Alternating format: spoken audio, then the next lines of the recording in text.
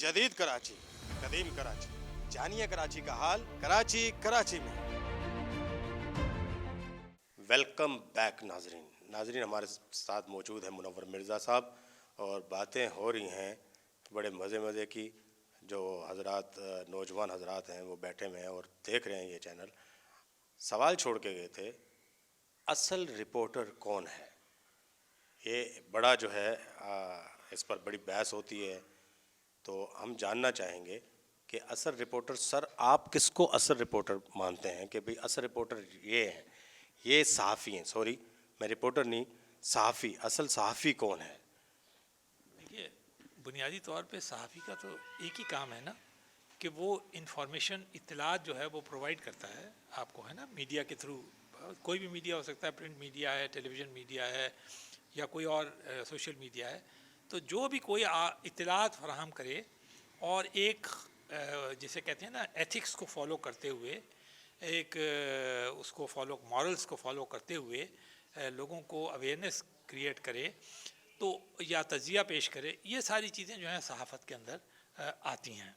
लेकिन देखिए, सहाफ़ी होने के लिए एक बुनियादी शर्त है, और वो शर्त ये है कि सबसे पहले आपके पास ख़ुद तालीम होनी चाहिए, आपके पास ख़ुद तरबियत होनी चाहिए। आपको ये बात पता होना चाहिए कि एक इत्तला क्या है, मतलब एक ख़बर क्या है। आपको ये पता होना चाहिए कि इस ख़बर का अगर आप तज़िया कार हैं कि तज़िया कार होने का मतलब क्या है, किस तरह तज़िया किया जाता है, क्या क्या चीज़ें उसकी लाजमी हैं। तो ये चंद चीज़ें अगर आपको पता हैं तो तब तो आप ये चीज़ें सब पूरी कर सकते हैं। अब रिपोर्टिंग हो या तज़िया कारी हो या कोई चीज़ भी हो, ये कोई एट रैंडम चीज़ें नहीं हैं। ये सब एक तरह से आपकी एक बाकायदा नॉलेज प्लस आपकी ट्रेनिंग, इन सब के साथ रिलेटेड होती है। मतलब मिसाल के तौर पर मैं बहुत आला दर्जे का तज़िया कार हूँ, लेकिन मुझे बोलना नहीं आता, तो मैं क्या लोगों तक पहुँचाऊँगा? फिर तो बेहतर ये कि मैं लिखता रहूँ। अच्छा, कुछ लोग लिखते बहुत अच्छा है, बोल नहीं सकते, कुछ लोग बोलते बहुत अच्छा है लेकिन लिखने के अंदर, लेकिन दोनों के लिए एक चीज़ तो लाजमी है कि आपको उसका इल्म होना चाहिए। इल्म से मुराद नॉलेज होनी चाहिए। मतलब, और कुछ लोग ऐसे होते हैं जो लिखते भी बहुत अच्छा है, बोलते भी बहुत अच्छा है। फ्लैटरिंग नहीं है सर, ये आप वो मुनव्वर मिर्ज़ा जैसे लोग होते हैं। अच्छा सर, एंकर पर्सन, उसको भी मतलब बड़ी बहस चलती है कि आजकल बड़ा ये चल रहा है कि एंकर पर्सन साफ़ी है या साफ़ी नहीं है। ये जो एलियंस आ गए हैं, तो आप क्या समझते हैं कि भी हमारे पाकिस्तान को मैं हाँ, उसके लिहाज से मैं जो है ना वो। देखिए, मैं समझता ये हूँ कि एंकर पर्सन होने के लिए कुछ बुनियादी शराइत हैं। सबसे पहले तो आपको एक अच्छा रिपोर्टर होना चाहिए, या आप डेस्क का आपको तजर्बा होना चाहिए, है ना, तो तब जाकर आप एंकर पर्सन बने। किसी चीज़ में भी ये मुमकिन नहीं है कि आप अचानक उठें, कहीं से भी उठें। मैं आप किसी शोबे दूसरे का नाम नहीं लूँगा क्योंकि इस बात पे ज़रा तलखी हो जाती है। तो वो आप उससे अचानक आप वारिद हो गए, या चूँकि आप इस चैनल के मालिक हैं या आप इस उसके मालिक हैं, तो आपका कोई शख्स पसंदीदा है या आपको पसंद आ गया, या आपने महसूस किया कि ये बहुत अच्छा बोलता है, तो आपने उठाकर उसे कह दिया कि आप भाई तुम कोई बात नहीं, प्रोग्राम करना शुरू कर दो। ऐन मुमकिन है कि शायद वो एक आध दो चार छः प्रोग्राम कर भी ले और वो लोगों को पसंद भी आ जाएं। तो लेकिन ये चीज़ें देर पा नहीं हो सकती। जो बुनियादी शर्त है वो ये है कि एंकर की भी नॉलेज बहुत अच्छी होनी चाहिए, पहली। दूसरी बात यह है कि उसे यकीनी बात है वो सारे जो उस रिक्वायरमेंट हैं शो के या उसको कंडक्ट करने के, मॉडरेट करने के, वो सारे उसको आने चाहिए, ठीक। तीसरी बात यह है कि उसे कुछ टेक्निकलिटीज़ का भी पता होना चाहिए, जो कि एक एंकर जब बैठता है आकर टेबल पे, और जब वो पीछे जो लोग इसको हमारे चला रहे होते हैं, तो उन सबसे किस तरह वो कोऑर्डिनेट करता है, आप वो ये सारी चीज़ें भी उसे पता होनी चाहिए। अच्छा, फिर उसे ये भी पता होना चाहिए कि जो मैं ये शो करने के लिए जा रहा हूँ किस ऑडियंस के लिए है, किसको मैं टारगेट कर रहा हूँ, इसके नताइज क्या निकल सकते हैं, ठीक। और एक जो बहुत ज़्यादा अहम चीज़ है एंकर होने के लिए, जो कि जो बिल्कुल हमारी नज़र से ओझल रहती है हमेशा, وہ یہ ہے کہ ایک اینکر پرسن کو اتنا ہی سوال کرنا چاہیے جتنا کہ اسے کرنا چاہیے. مطلب اس کو یہ پتہ ہونا چاہیے کہ میں یہاں سوال کرنے کے لیے بیٹھا ہوں, میں جواب دینے کے لیے نہیں بیٹھا. اور دوسرے یہ کہ میں وہ جواب کہلوانے کے لیے نہیں بیٹھا جو میری خواہش ہے.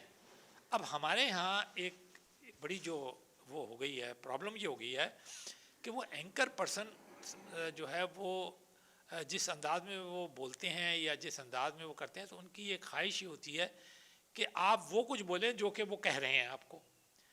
تو اگر آپ نے وہی کچھ بلوانا ہے جو کہ آپ چاہتے ہیں تو بہتر یہ کہ آپ خود ہی بول لیں. کیوں خواہ کے لیے دوسرے کو آپ زحمت دیں کہ وہ آئے بیچارہ اور وہ آ کر آپ کے مرضی کے مطابق بولے. ہو سکتا ہے بہت سارے لوگوں کو یہ خواہش ہو کہ وہ اسکرین کے اوپر آئیں, ان کی شکل دیکھی جائے تو یہ, لیکن جو واقعی میں آپ کے پروگرام کو یا لوگوں تک نالج پہنچا سکتا ہے یا اس لیول کا تجزیہ یا اس لیول کی انفارمیشن دے سکتا ہے, وہ یہ برداشت نہیں کر سکتا کہ وہ آپ کے کہے ہوئے کو فالو کرے گا. وہ آپ کے سوال کا جواب تو ضرور دے گا لیکن آپ کے مطلب کا جواب نہیں دے گا. یہ بڑی اہم بات کہی اور واقعی ایسے ہی ہو رہا ہے. جب منور مرزا صاحب یہ بات کر رہے تھے تو میرے ذہن میں سارے جو ہے وہ گونج رہے تھے. واقعی ہم اپنا جواب چاہتے ہیں, ٹھیک ہے. مطلب پری پلان جب آپ بیٹھ کے کوئی پروگرام کریں گے تو اس کا یہی ہوگا.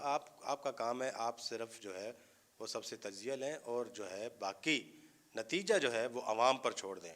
لیکن یہاں پر سر ایکسٹرو میں بھی جو ہے نا وہ نتیجہ بھی بتا دیتے ہیں. یہ میں نے دیکھا ہے وہ شروع میں بھی جو ان کا وہ ہوتا ہے جو وہ بتاتے ہیں وہ اس میں بلا شبہ میں تو کبھی کبھی وہ اینکرز کو دیکھ کر بڑا اپنے آپ کو کمزور محسوس کرنے لگتا ہوں. میں سوچتا ہوں کہ میں کہاں آ گیا, میری کیا نالج ہے, یہ تو اتنی غیر معمولی نالج کا آدمی. پھر آخر کے اندر بھی وہ جس طرح یعنی اس کو سمیٹتے ہیں وہ بھی انہی کا حصہ ہوتا ہے. اس میں یہ پتہ یوں محسوس ہوتا ہے کہ شاید وہ جو جتنے لوگ بیٹھے اور انہوں نے ماہرانہ رائے دی انہیں ایسے ہی دے دی خواہ کے لیے, کوئی ضرورت تو نہیں تھی. وہ اگر وہی صاحب جو کہ جنہوں نے وہ اینکر کر رہے ہیں اس پروگرام کو وہی رائے دے دیتے تو کیونکہ وہ ایک رائے مسلط کر دیتے ہیں کہ دیکھیے اس کا یہ مطلب نکلتا ہے, اس کا یہ مطلب, اور پھر وہ بولتے بڑے گرج برس کے ہیں تو وہ مطلب یہ کہ انہی کی بات رہ جاتی ہے. تو پھر میں نہیں سمجھتا کہ وہ جو ماہرین ہیں بیچارے وہ ان کو بہت ہی مشکل سے لوگ یاد رکھتے ہیں. اچھا سر, پیپر میڈیا کیا ختم ہو گیا یا ختم ہو جائے گا, ایک سوال ہے.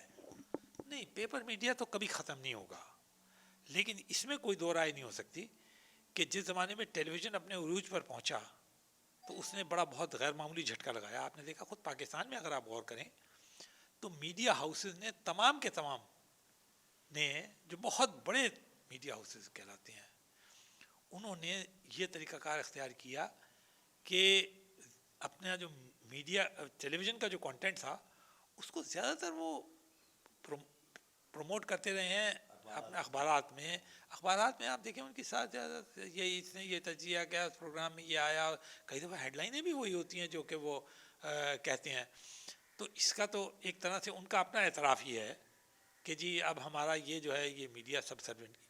اور میں نے یہ بھی دیکھا ہے کہ بہت بڑے بڑے رسالے ہفتہ وار منتھلی ان کے میں نے کئی دفعہ دیکھا ہے ان کے نوٹ لکھے ہوتے ہیں کہ وہ یہ کہہ رہے ہوتے ہیں کہ جی ہمارے لیے گزارا کرنا بہت مشکل ہے اور بہت فائنینشلی وہ بہت پرابلم میں آ گئے.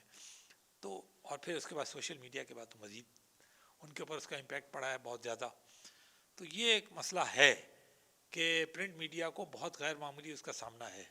اچھا سر, یہ ایک بات ہم یہاں بڑے جو ہے نا وہ تواتر کے ساتھ یہ سنتے رہتے ہیں, جی پیپر میڈیا اگر گورنمنٹ کا ہاتھ نہ ہو تو تباہ ہو جائے گی. کیا باہر ملکوں میں یا دیگر ممالک میں وہاں پر بھی گورنمنٹ کے سہارے چلتے ہیں یا ان کا اپنی کوئی مارکیٹنگ ہوتی ہے اور اپنا ایک نظام ہوتا ہے؟ یہاں پر کچھ زیادہ ہی نہیں ہم انحصار کرتے ہیں. دیکھیے ہمارے ہاں تو جو پورا سسٹم ہے چاہے وہ ٹیلی ویژن کا لے لیں یا آپ اس کا لے لیں, وہ ہم نے شروع سے ہی اس کو ڈپینڈنٹ رکھا ہے گورنمنٹ کے اشتہارات کے اوپر اور گورنمنٹ کی مرضی پہ اور گورنمنٹ کی خواہشات پہ. تو ہم اس سے نکل بھی نہیں سکتے.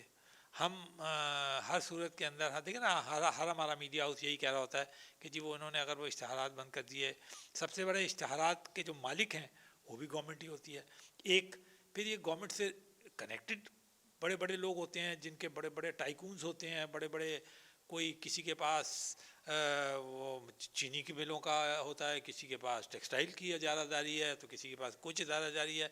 यही लोग हैं जो कि आपको इश्तहार देते हैं।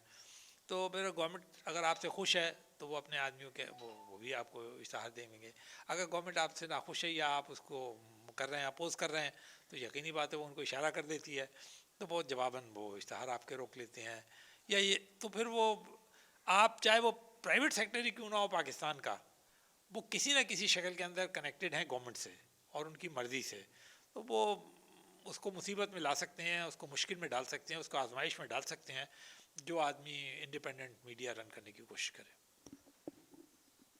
जी, जो आदमी इंडिपेंडेंट मीडिया रन करने की कोशिश करे दबाव में ला सकते हैं, लेकिन मुनव्वर मिर्ज़ा साहब ये भी कह रहे हैं कि हमने कुछ ज़्यादा ही इन्हिसार जो है ना वो गवर्नमेंट पे किया हुआ है। दीगर बड़े बड़े इदारे हैं, मतलब इंटरनेशनल इदारे हैं, उनका बाकायदा वो अपना उनका एक निज़ाम है, एक सिस्टम है, सिस्टमेटिक अंदाज में वो चल रहे होते हैं, और प्राइवेट इदारे और प्राइवेट मार्केटिंग इधर उधर उन वो गवर्नमेंट पे रिलाई नहीं करते हैं, इसलिए वो ज़्यादा देर तक फिर जो है वो चलते भी रहते हैं और गवर्नमेंट को अपोज भी करते हैं, तो उन्हें फ़र्क नहीं पड़ता है। हम ज़रा ज़्यादा ही इन्हिसार करते हैं, इस वजह से हमें फ़र्क पड़ता है।